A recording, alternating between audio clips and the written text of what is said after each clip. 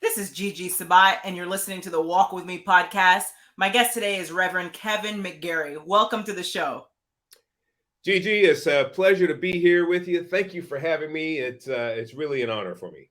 Appreciate it. Such an honor to have you here today. Now, why don't you start off by telling us more about you and where are you from, Kevin? All right, my brother from the hood was born in Hunters Point Projects in San Francisco in the 1960s. If you know anything about Hunters Point and about the projects in the 60s, you understand that was the headquarters of the Black Panther Party. So that was the early part of my life. Abject poverty, grew up in that environment, moved to a lower middle class neighborhood later on.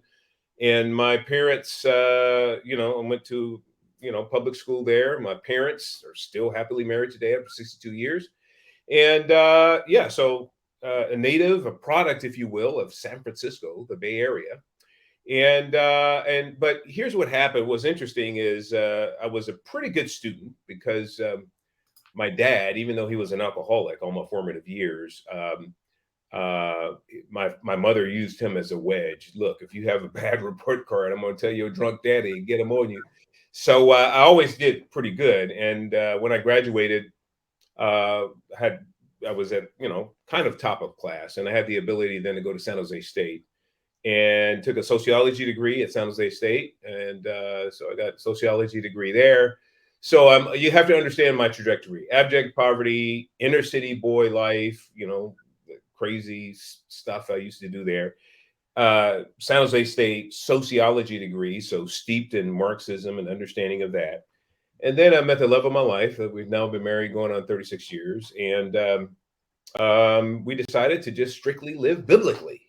So what that meant for us is to really look at all domains of our life. And one of the domains was the domain of civic engagement. And, I'm a psych, have a psych degree. And I have a sociology degree. She has a psych degree. And so we're pretty pragmatic.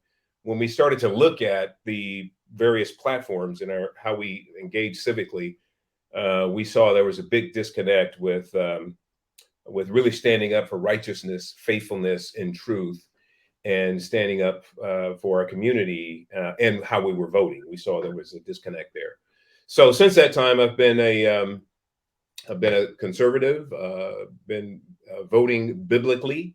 Really, I don't care party. If a party stands up for life, stands up for God's definition of family, stands up for God's definition of biology, all good. So, so that was sort of my beginnings. I hope that gives you some context. Absolutely. Tell us a little bit more about your book, Kevin, Woke Up. Yeah, so the book Woke Up. So this is my fifth book, all right? So, and I only write when I feel that the Lord has given me an assignment, right? So this assignment was kind of interesting because I didn't know a whole lot about the woke movement. I heard the term and I kind of surmised certain things, but I didn't know a whole lot about it. And I really felt that still small voice saying, hey, I need you to write on wokeism. I thought, okay. So I thought I would start with Karl Marx because everybody knows that wokesters are rooted in Marxism. And I thought, okay, I'll start on Marx. And then that still small voice nudged me again and said, no. Marx had a mentor. Marx had someone who gave him the precepts and ideas that he had that influenced his thinking. You need to start with that person. So I went and took a look at Marx and Engels. Their early works were dedicated to Charles Robert Darwin. So I started with Darwin. I thought, wow, this is interesting. So I started with Darwin and I took a look at his first book, which was on natural selection. Now, the subtitle of the first book is really interesting because the subtitle is For the Preservation of Most Favored Races. I'm thinking, wow. So wokeism is kind of steeped and rooted in racism. This is the complete opposite of, what wokesters comport today. They say, look, everybody else are racist and white supremacist, and here we have the roots of some of this stuff. And Darwin he was a white supremacist to the hilt, because in his second book, in The Descent of Man, he goes into a lot more detail about what the favored races are. And in that second book, he details, look, we whites or Caucasians, we've already plateaued. We've fully evolved. We're at the top of the hill. We're intellectually much more advanced than anybody else. We have much more resources, and we're much more resourceful than anybody else. So we white Caucasian European Aryans, whatever you want to, however you want to classify that, are at the top of the hill. Now, other ethnicities, yeah, they're not so much. As a matter of fact, if you take a look at blacks, you see that blacks are still trying to climb the evolutionary scale. You see that they're still subhuman, gorillas, apes, and savages. So when I took a look at that, I said, whoa, this is white supremacy and racism in our modern context being unleashed by virtue of Charles Darwin. So the connection then is Darwin's work heavily influenced Marx and Engels, and so Marx and Engels fully imbibed social Darwinism and all their ideas and philosophies. And so when they started their economic philosophies that went into then communism and then Marxist revolutionaries, which would characterize today's woke movement, we see that the wokesters are literally, and by definition, this is not an ad hominem, they're white supremacists and racists because of what Marx stood for, because of what Marx was rooted in, and it's inescapable. You can't make it up. So, thank you for sharing that, Kevin. Tell us a little bit more about your organization. So there's a couple of organizations that I serve on. I have the Frederick Douglass Foundation of California, which is an organization that tries to get Black communities to recognize the legacy of Frederick Douglass and to become more active and civically minded and civically involved, civically engaged. And also I work a lot with churches to try to help them, pastors, to just promote biblical thinking when you go to the ballot box and when you try to participate civically. Can we just think about the Bible as opposed to parties? Believe it or not, that's like pulling teeth. There's a lot of pastors, especially ethnic pastors, that really don't want to think biblically. No, they love their parishioners thinking strictly based on party and tradition. Mom and them, grandmom and them. I'm just going to pull a lever for who they. So anyway, it's a much tougher task than what you would think. And so I do that with the Frederick Douglass Foundation. The other organization is Every Black Life Matters. And the reason why, the way I serve with Every Black Life Matters is I'm a co-founder and president and chairman. And fundamentally, we're here because of the carnage and all the stuff that happened a couple of years ago with Black Lives Matter. Fundamentally, what we saw were our major metropolitan areas, urban areas mostly, being fully destroyed at the hand of a Black organization, supposedly. And so a Black organization was standing by and encouraging a white organization, a white supremacist organization, in my opinion, that would be Antifa, encouraged them to go ahead and set Black and brown businesses on fire. And we thought, wow, this is really bizarre. And then they would loot these Black and brown stores, and they would loot and tear up the community without even thinking about what that does to the little kids or to the grandmothers that have to go shopping. Now they have to catch 2 buses and traverse half the city to get groceries. So anyway, so we saw that, and then everything that Black Lives Matter stood for, they were revolutionary Marxists. We're revolutionary Marxists, proudly saying that. And we thought, well, this is really strange. The last straw was when we saw pastors encouraging their parishioners, hey, go out and do some, march with these folks, do protest with BLM. We thought, wow, this is really strange. So we have Black pastors and other pastors encouraging parishioners to participate with Black Lives Matter. They're just literally destroying communities as they are a revolutionary Marxist organization, completely anti-family, anti-father, anti-child. I mean, they're pro-abort all the way. And so we said, this is crazy. So we decided to start Every Black Life Matters because we know that there's a lot of faith-minded people and moral people who couldn't necessarily get on with BLM, God bless them. and they wanted to support Black life, but they wanted an organization that was really about it. And so we started Every Black Life Matters to be the righteous and faithful alternative to BLM. What it also does is it illuminates the issue of Black life mattering from conception to the grave. And the importance of that is when Margaret Sanger said, I don't want the word to get out, but I want to fully exterminate the Negro population, the Black population. She didn't combine in there, hey, I want to destroy Blacks and Latinos or Blacks and Asians or Blacks and no. She said, I want to destroy Blacks. That's why she started Planned Parenthood.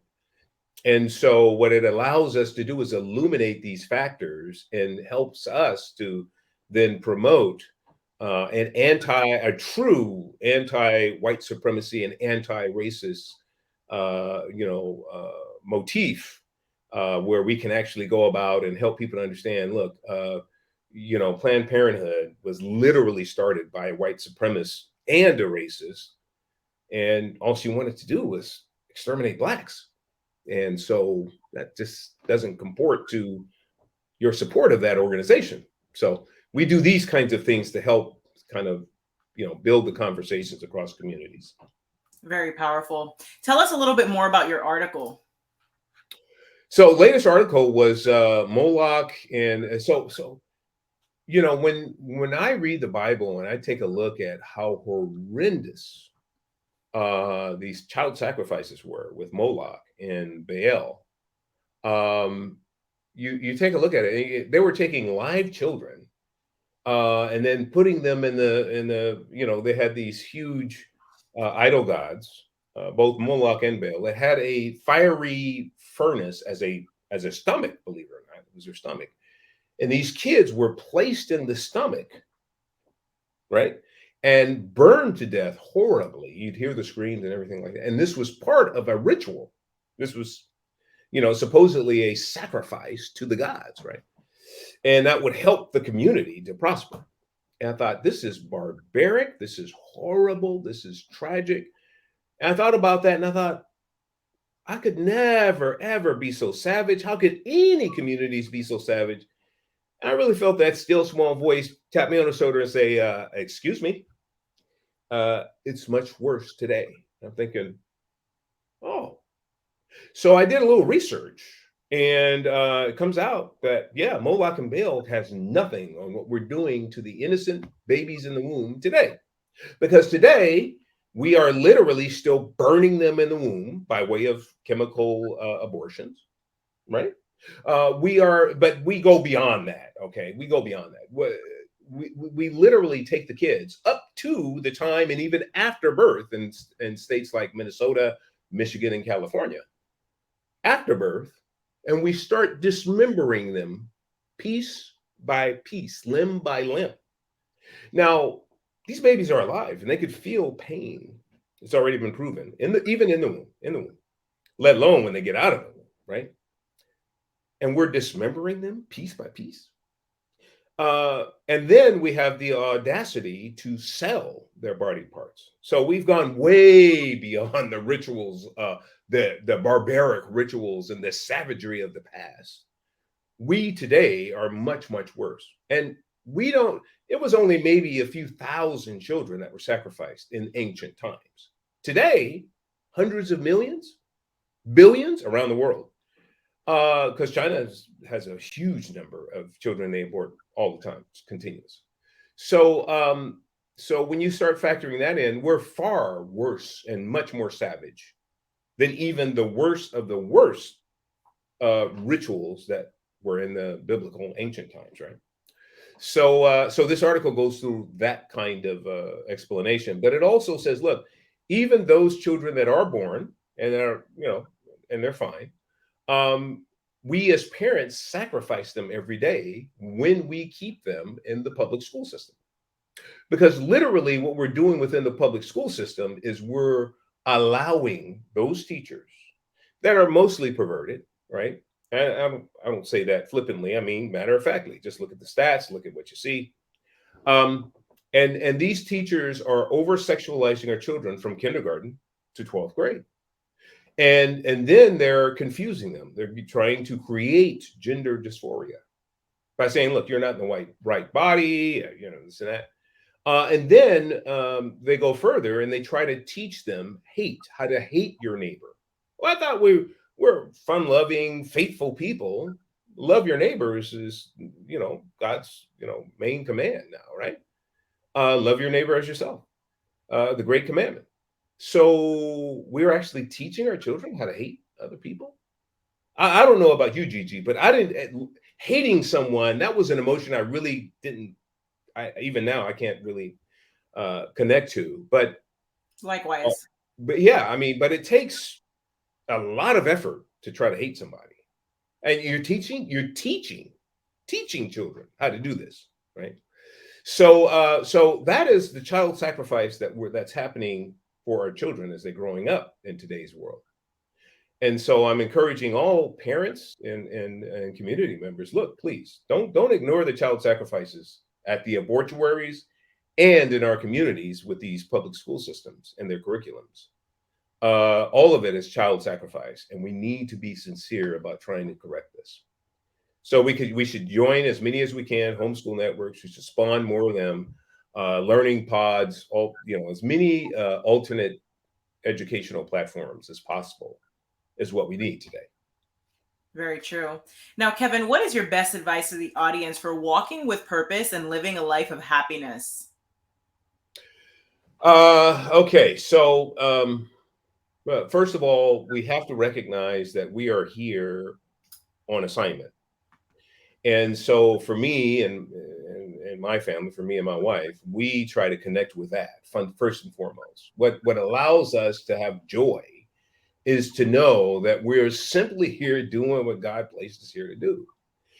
We don't have to be overly concerned with coveting somebody else's wealth or riches or whatever else they may have that we think we may want, because we have an individual, purposeful, customized assignment from God that we're a part of.